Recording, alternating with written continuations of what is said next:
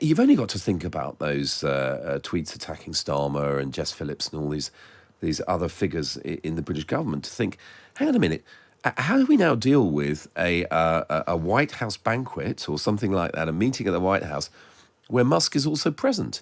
Yeah. How is Keir Starmer supposed to deal with that? He's literally calling for regime change. It's not something our allies normally do. No. Yeah. I mean, this is a quite extraordinary situation. Let's talk about the United States. Donald Trump's election victory will be ratified by Congress today. It is January the 6th, which is a very redolent date in recent years.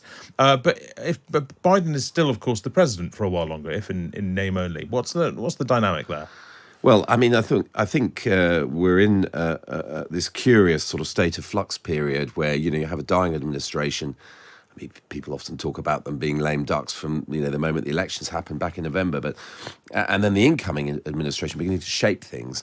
And it's, I think, going to produce quite an unpredictable week or two. We've already seen some things. I mean, some people saying, for example, that Turkey giving the thumbs up to its allies in Syria to move on Aleppo was a move in part motivated by a feeling that Biden was already out for the count. Let's take advantage of the situation. So people try to take advantage of it. But on the other hand, you also get people sort of rushing to try and finish business, as it were, before the old administration goes out. And I think that's what we're seeing at the moment in relation to the Gaza hostage negotiations, which have been going on in Qatar. And, I mean, we've been here before so many times. It's hard to be optimistic. But, in the last 24 hours, there have been suggestions that Hamas has come back with a list of names and, more precise idea about who they want from among Palestinian prisoners for those people. So it's just conceivable that something may happen on that track because, the feeling is that once Trump gets his feet under the desk, then it could take many weeks or even months to get back to a similar point in the negotiation.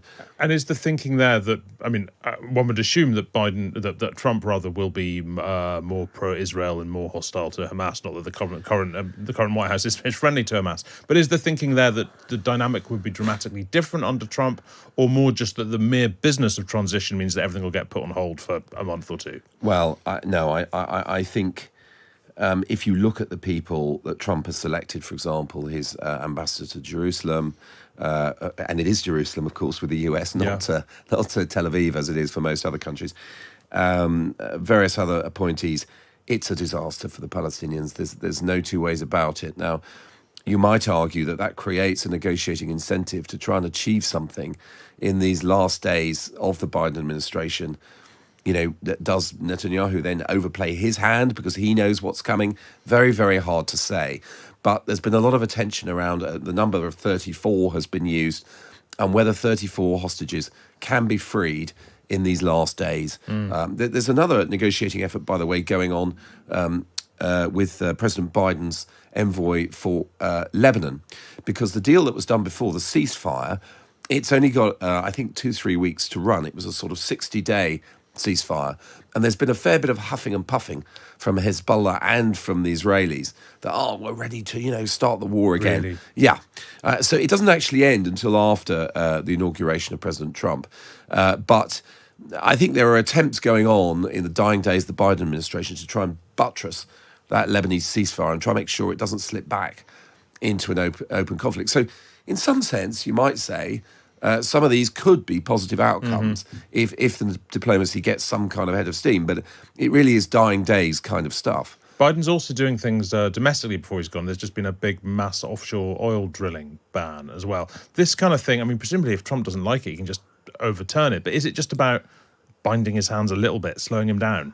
I think so, possibly. Well, the drill, baby, drill slogan that Trump's used, he loves all that, doesn't he? And I suppose what Biden's trying to do is put a few speed bumps in the way in certain areas of policy in order to, and in some ways, in some things he's done, a little bit of consolidation of his own legacy, such as it is.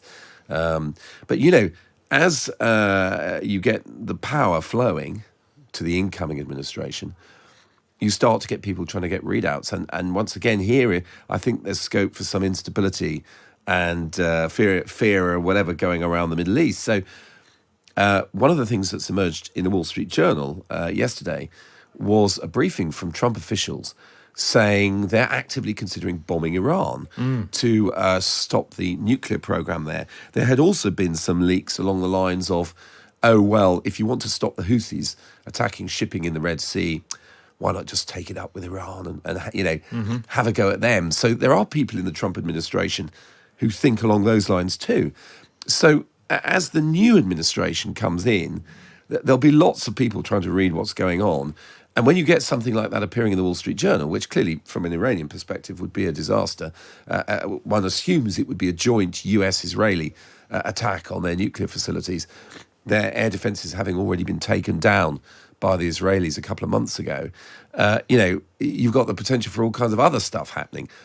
Add into that a third point on the compass, Elon Musk, trying to assert himself in all sorts of ways. I mean, obviously, you've focused on the UK domestic politics aspect of that, but in all sorts of other ways. I mean, it's a quite extraordinary state of flux. Do you think, I mean, the relationship between Trump and Musk is fascinating, is going to continue to be fascinating. Something that's been astonishing over the last few days is that, given that, and as far as we can possibly understand it, Musk is about to be part of an incoming US administration, and yet he seems to have the time to be focusing his energy not just on Britain, on Germany as well.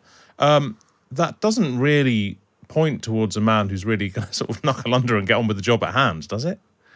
No, I mean, he just seems to be relishing the position that fate and judgment have put him into. I mean, you've only got to think about those tweets attacking Starmer and Jess Phillips and all these other figures in the British government to think, hang on a minute, how do we now deal with a White House banquet or something like that, a meeting at the White House, where Musk is also present? Yeah. How is Keir Starmer supposed to deal with that? I mean, he's literally calling for regime change. It's not something our allies normally do. No. Yeah. I mean, this is a quite extraordinary situation. Now, I hear, by the way, that Keir Starmer is trying to get in there in early February. So that situation could materialise quite quickly. And I think for Trump, there's got to be a strong temptation in order to try and focus on the business he wants to focus on, to rein in Musk to some degree or to distance himself. And of course, from the 20th of January, he is the president. And I think the interpersonal dynamics between him and Musk have to change after that point. Do you think Trump could... I mean, look, he's not somebody who you can necessarily track the political calculations because it always seems a bit erratic and whim-based. Nonetheless, with the fight that Musk had over the visas a couple of weeks ago, the sort of visas for particular, whatever it was, particularly talented individuals or whatever it was, and Trump ended up backing him, do you think there will be a bit of Trump that is a bit wary of losing support to the right? I know one of the first things he's expected to do when he gets in office is to pardon the January 6th rioters. But will he be thinking, he's had a bit of pushback from the even more MAGA than him people. Will he be worried about that? On the visa thing? Yeah, on the visa thing, yeah. Well, the other thing which Musk has been quite explicitly lobbying for is no sudden action on China tariffs, which is also obviously red meat for the MAGA supporters who want to see China punished for what they see as unfair trading practices. Trump's talked about tariffs up to 60% on Chinese goods. Now, of course, when you've got an integrated Tesla supply chain that goes across the US and China, as Musk has, you can see that causing all sorts of trouble. And he's been openly lobbying against it. So Trump is going to have to decide to what extent he will hear the arguments of, one of America's greatest industrialists, which...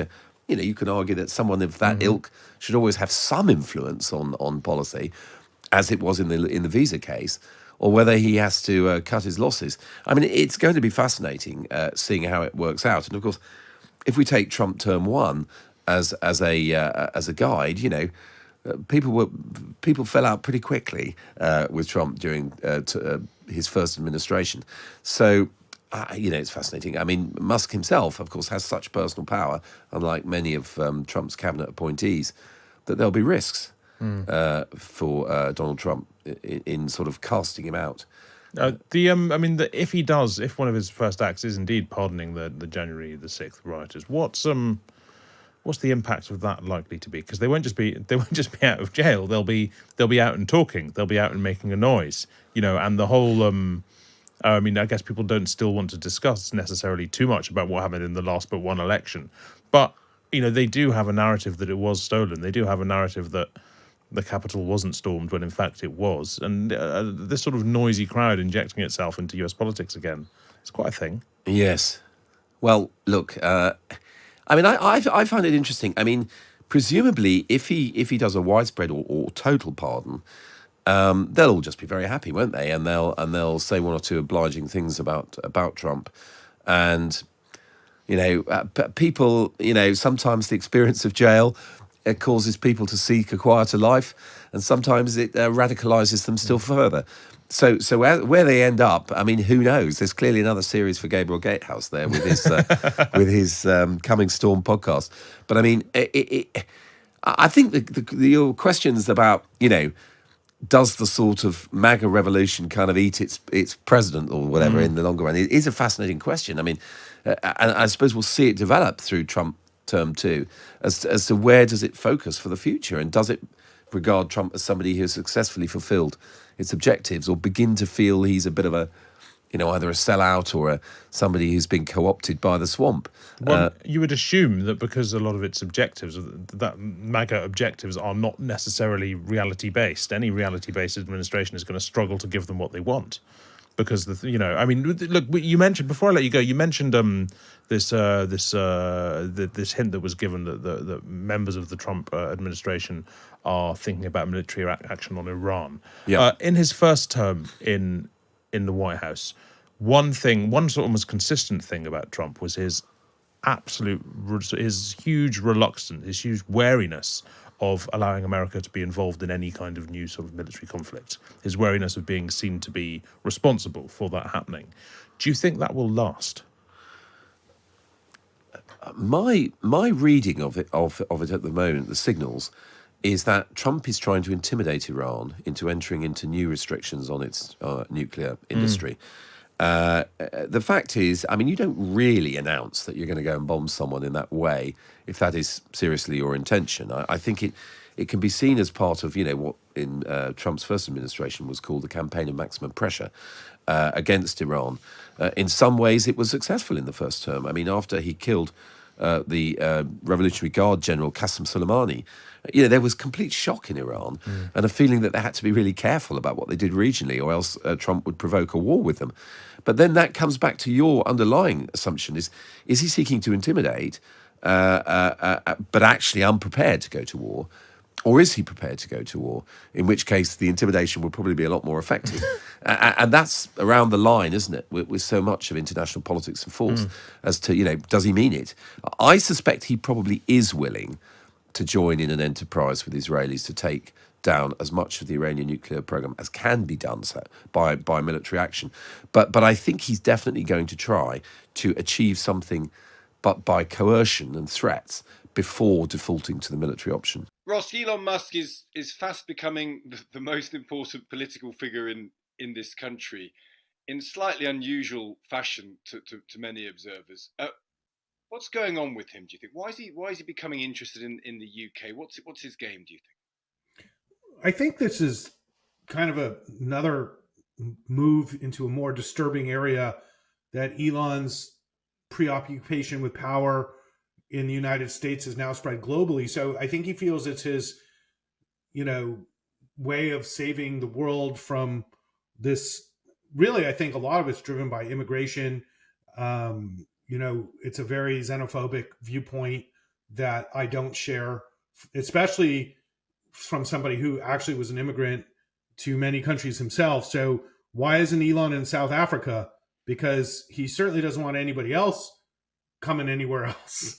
So it seems like he feels like he can force his policies upon anybody. And then even the people who agree with them, if they, God forbid, disagree with anything he says, then he tries to replace them. So he's trying to make changes in the world that he sees as a benefit to the world. But, we're all different democracies that have systems that have lasted a lot longer and before Elon was ever born. And nor did he even come from these systems. He came from apartheid. So I think the world should be troubled by the fact that the richest man in the world now can just throw his money around and change democracies all around the world. Is a testament to the failure of democracies from protecting themselves from the enormous power that people have been able to amass financially. I mean, you know him. I mean, is it almost a messiah complex? I mean, does he think? I mean, because he's got a lot of success off his own bat. You know, a genius of sorts with what he's done with his with his world of technology. And does that give him sort of confidence, false confidence, this belief that therefore he's a gift to humanity in other areas? Oh, absolutely. And we've seen this with many leaders throughout history who have ended poorly, is that they have this heightened belief system that their sensibilities are what's best for everybody because they've been successful in certain areas of life or in politics in certain ways. You know, they then sort of extrapolate out that everything they believe is somehow good for humanity and should be employed. And many of those people were severely demented, whether it be, you know, like communism under Mao or obviously fascism under Hitler and Mussolini. I find the Italian, you know, move right also quite ironic with Elon. So the move right that we're seeing in the world is not a good thing and this is my opinion. And countries like America, which are founded on immigration, are very different than countries like England with very different politics. So I don't like diving into the politics of each country. But the fact that an American immigrant is now, how would I say, messing with politics because they have so much money, because that's the only reason he has power, is because he had enough money to buy a social media platform and then convert it into his platform and then leverage his money and social media power to influence the world in his likeness. And is that why he bought Twitter? Because, you know, he tried to get out of buying Twitter at one point. And he clearly bought it at too high a price. The value of it looks like it's tanked as a purely business venture. And it's an interesting question of whether, as a vehicle of influence, is it as important as all that? I mean, maybe it is, because he gets credit for Trump, doesn't he? So does he have the power to affect democracies in other countries? Well, yeah. I mean, he certainly does, and he did here. I don't think Trump would have won if it weren't for Elon. So, you know, owning a social media platform, which was sort of what Trump was trying to do with True Social, and then, you know, changing it, you know, so he didn't actually like solve any of the problems of Twitter, and he, I think, was really backing out now in hindsight because he realized he might not be able to control Twitter. But it turned out that he was able to control Twitter and now change and manipulate it into his likeness, which is sort of killed the platform. So, you know, the truth is Twitter has lost its power, and now there isn't really this global news source that used to exist that was sort of a somewhat unbiased and quite free flowing. Now that doesn't exist. There's nothing on Twitter of value anymore. So it's a completely manipulated site. And so in my mind, when I was working with Elon 10 years ago, investing in Tesla and trying to save climate, which is actually the thing I still care about, which is trying to solve climate, it was sort of like the local media, national media cared about Elon, the business media cared about Elon. But when he bought Twitter, that's when the BBC started calling. That's when, you know, everybody from India started calling me. All these people started calling me from all over the world. And I said, why do you care now? And it was because of Twitter, because Twitter's more powerful in other places in the world than the United States, because the United States has multiple social media platforms that people use for information. And in other places of the world, especially with less flowing information, they've used social media as their main source of communication, sites like Twitter.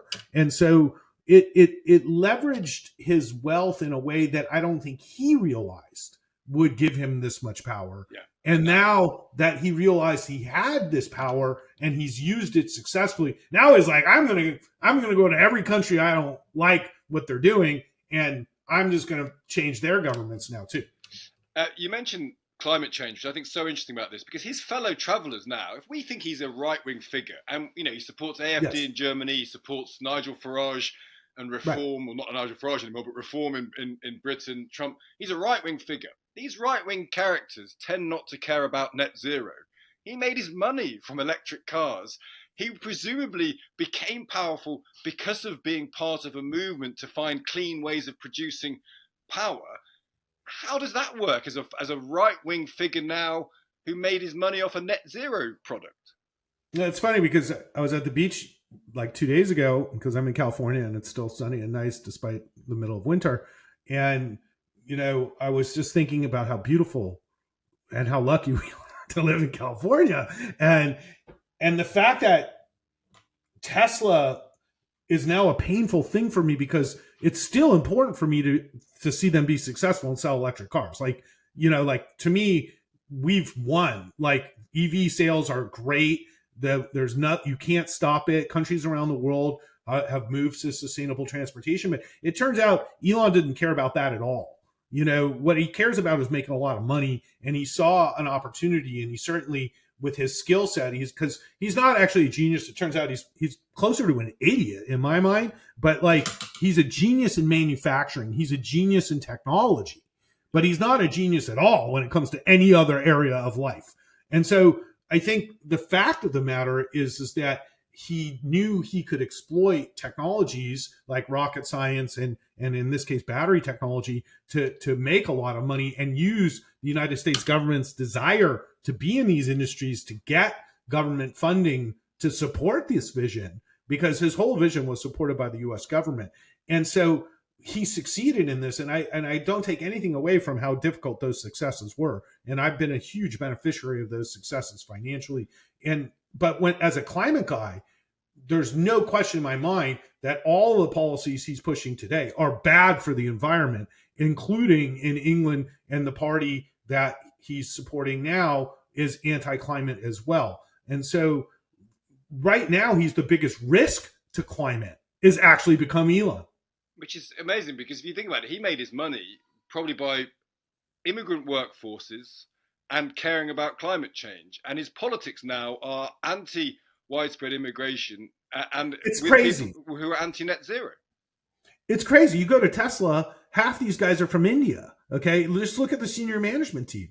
They're all immigrants. Okay, so when you, like my company, my personal company, we have so many immigrants in my company. My partner is from Brazil. Several of my partners, one's from Israel, one's from Tunisia and France. America, what made us great is immigration. Now, I don't think we should have open borders. They just take these things and make everything so extreme. Yeah. Okay, but immigration is one of the reasons the United States is the greatest economy in the world. And it's the actual reason that the U.S. economy has grown faster than any country in the world over the last 4 years, despite whether or not you like what Biden did by letting in tons of immigrants. It helps the economy. We need labor here in the United States. I just don't get it. So in countries like England and Europe, and I don't want to wade into your politics because it's in a way worse than ours, but immigration is an issue in Europe, and it's one that needs to be addressed one way or another, because the policies have been very liberal. But there's something in the middle, and everything seems to be like, if we don't like this, it's got to be the other extreme. And I think the problem is we don't have sensibility. We have two extremist groups, leftists and rightists now, running governments, trying to make all of us in the middle happy, and none of us are.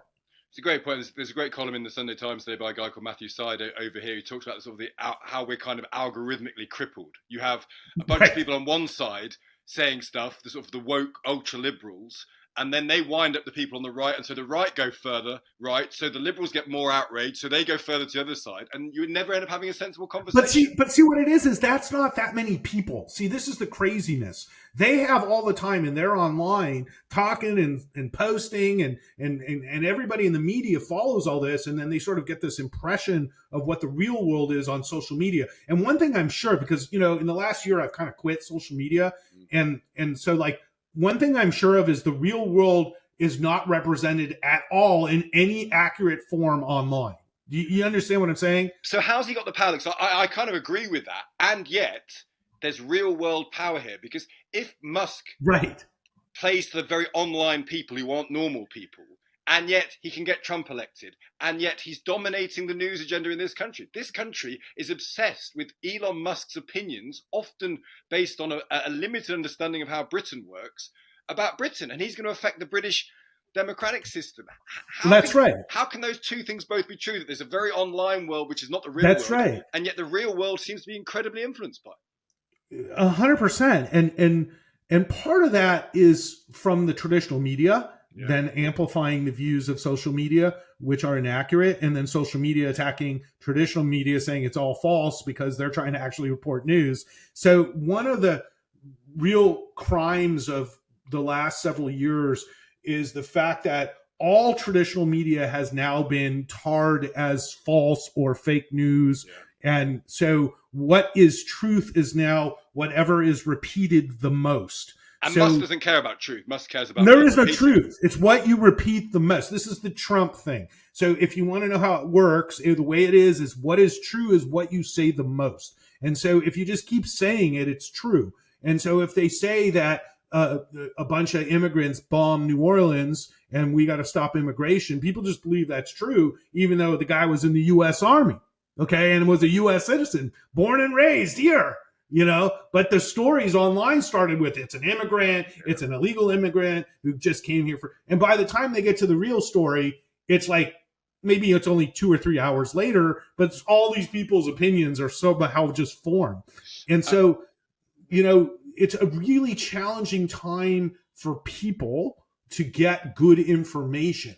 And that's one of the reasons I'm very popular on social media is because I just put out information about investing in EVs, for example. Like I was looking at the Cybercab and I post a bunch of stuff and people don't like some of the stuff I'm saying, but my vision of the future isn't a lot of people going around in these weird gold Cybercabs. I just don't see that vision. And they go, what do you know? You're not Elon. And I said, well, I knew enough to invest in Elon before you did. And so, would you invest in him now, Ross? Is Musk? Well, I am. Unfortunately for me, I'm invested in X and XAI and Tesla still. In investing, and I certainly would invest in Elon Musk, and I invest in several other CEOs that I don't agree with as well. So I want to say that if you're in the business world like mine, many of the people I invest with, I don't necessarily agree with. But he's still a good bet. Investing is about making money, and Elon has made a lot of money, not only for me and for my clients, but I think he's an unstoppable force in business. I'll give him that for sure. So when you go and you look at what's happening at Apple and how lazy they are, it's the most lazy environment, like at Google, and then you go over to Tesla.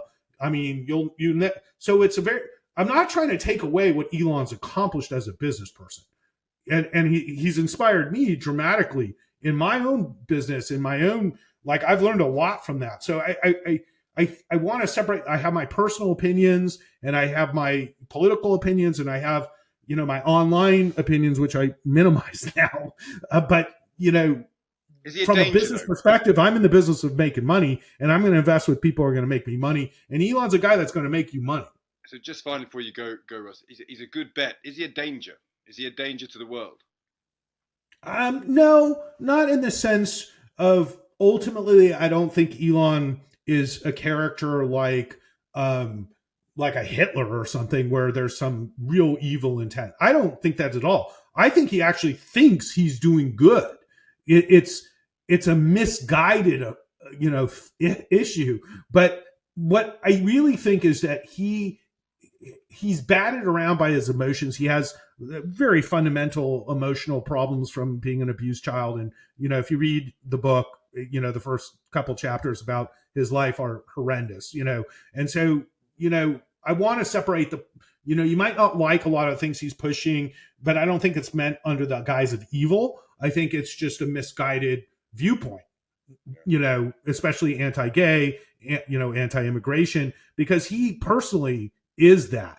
And so I think that's part of it. People have to understand the psychology behind Elon. He's dealing with his own personal demons. Just the world has to deal with this for some reason. We're now dealing with them as well. That's such a good way of putting it. Ross, it's been fascinating speaking to you. Thank you so much for taking the time to talk to us. Now, every Thursday we head to the US to find out what's happening in Washington. Alistair Dorber is the Washington correspondent of the Times and the Sunday Times, and he joins me now. Hello, Alistair.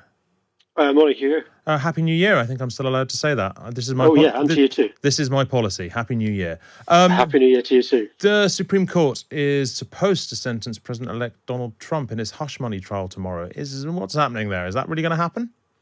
Well, the Supreme Court is deciding today whether or not that sentencing goes ahead. The sentencing is in New York. Donald Trump is desperately trying to avoid that, obviously just over a week before the inauguration when he returns to the White House. The judge in the case says, look, just because you're the president, this is a state issue. It's got nothing to do with your role as president. It's about trying to hide an illicit sexual affair with a porn star. So the judge says it should go ahead. Trump's lawyers have gone to the Supreme Court and saying, look, he's the president of the United States. He can't be hauled in front of a court and be sentenced on these matters. And so today we might find out whether or not Donald Trump becomes the first president ever to be sentenced for a felony.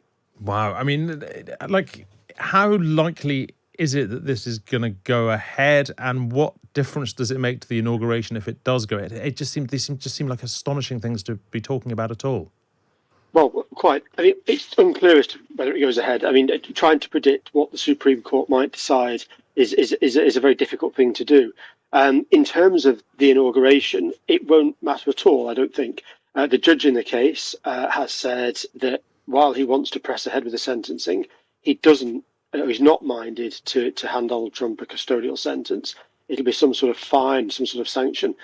So the inauguration will go ahead as planned. And of course, some of the other cases that Donald Trump was facing, federal cases about trying to overturn the result of the last election in 2020 and of hoarding classified documents at his Florida home, those two cases have effectively disappeared because as president, he had the power just to cancel those cases. So it's a state case. He could end up, as we say, taking the oath of office in just over a week's time on the 20th of January, having also become the first person ever to be sentenced for a felony, first person to ever serve in the White House to be sentenced for a felony. But the Supreme Court that's going to be you said it's a state case. So the Supreme Court that's going to be sentencing him is the US Supreme Court. No. So right. The Supreme Court decides whether or not the sentencing goes ahead. It's actually a state case. It's a state case in New York in this case. Right. So the Supreme Court decides whether the New York court has the right to pass Correct. the sentence. Gosh, what Correct. a mess. Thank you. Right. I think I understand that now, at least to the extent perhaps that anybody does. Also linked, Donald Trump's incoming director of counterterrorism, Sebastian Gorka, has told the Times that the UK must bring British members of ISIS held in Syrian prisons back to Britain. It's yet another intervention from a member of Trump's team in UK politics, following Elon Musk's social media posts about, well, everything really, from the national inquiry into grooming gangs to replacing Nigel Farage as Reform's leader and calling for the end of the Labour government, and so on. How unusual is it for US politicians to provide so much commentary on the politics of other countries? I mean, to this level, it's almost unheard of.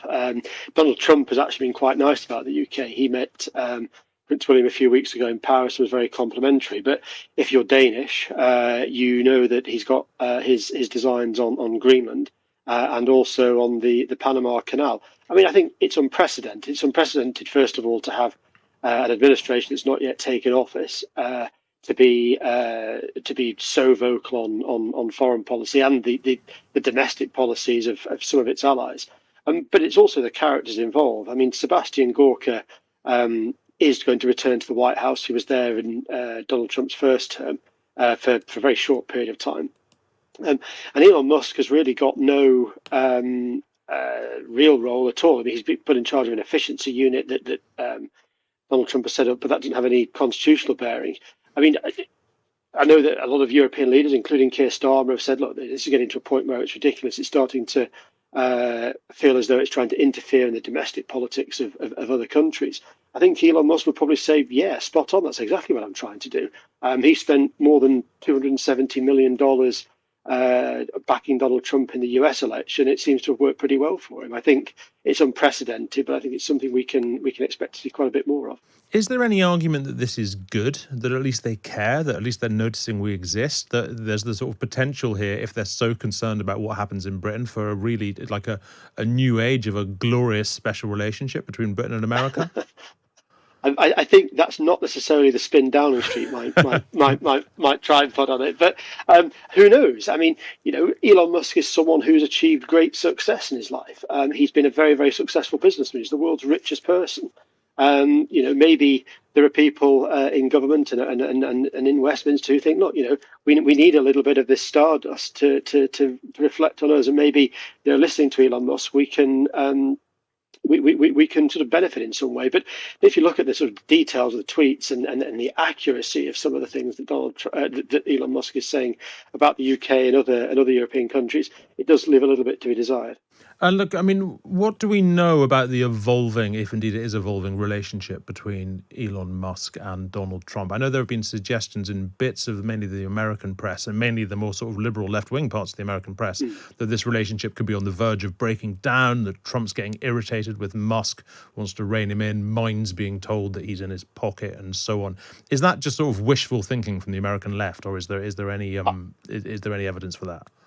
I think there's two things. I think you're probably right. I think at the moment it is probably wishful thinking. Donald Trump, as we just discussed, received a lot of money from Elon Musk in his election campaign, and to a large part benefited from a lot of Elon Musk's public statements.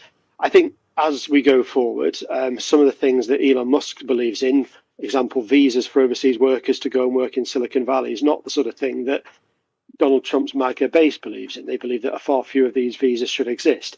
Also, there's just a more general issue about the limelight. Elon Musk is someone who loves the limelight, loves the publicity, loves to be at the forefront of pretty much anything going. I think we can see that in some of the interventions he's made in European politics. That limelight is something that Donald Trump wants for himself. There's only so much of it, and whether or not they can find an accommodation to share it, we'll see. Finally, Alistair, Jimmy Carter's funeral is being held today after the former president lay in state in Washington, D.C. What can you tell us about what that's going to be like?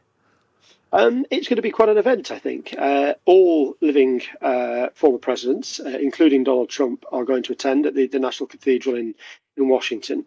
There's been an awful lot said, as you would expect, a lot of nice things said about Jimmy Carter in recent days. Some by Trump, not so nice things. He expressed frustration with Carter just earlier this week that he'd handed back control of the Panama Canal to the Panamanians. But I think we can expect a real celebration of his life. I think Jimmy Carter has a reputation here of perhaps not being the greatest man ever to serve in the Oval Office, but his 40-odd years of public service after he left the presidency, where he's won a Nobel Peace Prize for his commitment to democracy, for his tackling of diseases around the world.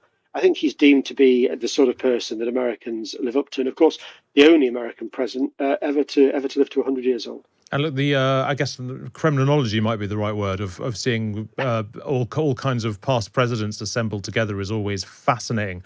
What are we expecting in sort of body language terms between Joe Biden, Donald Trump, and is Hillary Clinton going to be there? What's it going to be like? We're going to have a full raft of them. Yes, some White Houseology, if you prefer. Yeah, that's probably better. Joe Biden will give the eulogy today. Traditionally, they'll all sit on the same bench next to each other with their wives. The body language will be fascinating. Hillary Clinton obviously lost the 2016 election to Donald Trump. There's a huge amount of bad blood there. Of course, Kamala Harris, the vice president, will be there. Donald Trump and Kamala Harris took chunks out of each other during the campaign up until November's election. So there are some sort of scores that perhaps need to be settled. Obviously not, I don't think, between the pews of the National Cathedral, but I think the body language will be, as you say, will be fascinating to watch. Thank you very much indeed, Alistair Dorber. Alistair is, of course, the Washington correspondent of The Times. Speaking of Elon Musk, as long ago as, let me check my notes, yesterday, the Reform UK leader Nigel Farage was on TV calling Mr. Musk a hero. He met the billionaire in Florida in December, and apparently it was discussed that he might make a sizable donation to Farage's party. But things moved pretty fast in Musk world, and last night Musk posted on X, the Reform Party needs a new leader. Farage doesn't have what it takes. What are we to make of all this? Well, here to help us work it out is the former head of communications for Reform UK, Gawain Towler. Hello, Gawain. Hi, Hugo. Thanks very much for being with us. To be fair, it was interviewed on Saturday, broadcast on Sunday. But yeah, when he called Musk a hero, yes. Well, a day. You're taking a day's a long time. 2 days. Whew. Yeah, a day and a half is a long time in politics, and my fervent apologies for that. This is quite bad for your friend Nigel, isn't it? To fall out with such a powerful supporter. What do you mean no? Of course it is. Well, in one way of looking at it, yes, of course. Yeah. There's a possibility for a big donation. But actually, I think it shows something rather impressive from Farage. There's a possibility of a big donation, and he still calls Musk out. Mm-hmm. That, I think, shows character. That shows integrity. That's something you want from your political leaders. Right. And the ability to turn around to somebody who has made an offer of some sort, we don't know exactly what it is, particularly on the technical side as well, possibly financial, and to turn around and say, no, mate, you're wrong on this. That takes a certain amount of cojones, shall we say. Do you think he disagreed with them on principle, or do you think he disagreed with them on fact? But do you think he disagreed with them because he took the balance of whether it was worth more to have No, Musk no, no. support. Farage or- works on principle. He Really? always has for 30 years. Yes. Right. That's how he is. Sometimes he annoys people, sometimes he doesn't, but he sticks with what he believes is right. You don't think there's a practical consideration there of him thinking, I don't think he made I don't want to be the guy who's tied too closely to Tommy Robinson? No, I don't think he made an empirical decision about the weights of this side and weights of that side. No, he felt that was wrong. And now, when it comes to Musk's involvement in this, and I see his latest tweet has made me laugh when I was sitting outside the studio. He's asking whether America should overthrow the tyrannical British government. Something like that. Does Reform have a view on that? Apart from laughter, you've got to remember Musk's timeline over the years has been at least a third tongue-in-cheek memes and things. I suspect the overthrow of the British government it comes into the bracket of tongue-in-cheek memes. But he is. Yes, I'm sure it does. I'm not sure it does. No, I'm not sure it does. really it does. I'm Come on, 60% sure it does. But he is erratic. He is a Musk. He is erratic. He does say relatively extreme things. He did call Jess Phillips a rape apologist, genocide denier, or whatever it was. Ghastly. Pretty ghastly indeed. No. Was it a mistake in the first place for Nigel Farage to have got too cozy with it? And not at all. And I think that despite the deeply intemperate comments that some of the comments that Deeply Musk has intemperate made, is all we're getting there. pretty vile, Right, comments that have been made, and yes, one shouldn't be encouraging that sort of personal attack, qua personal attack, but I think there's much more fuss about Musk's comments. What he has done.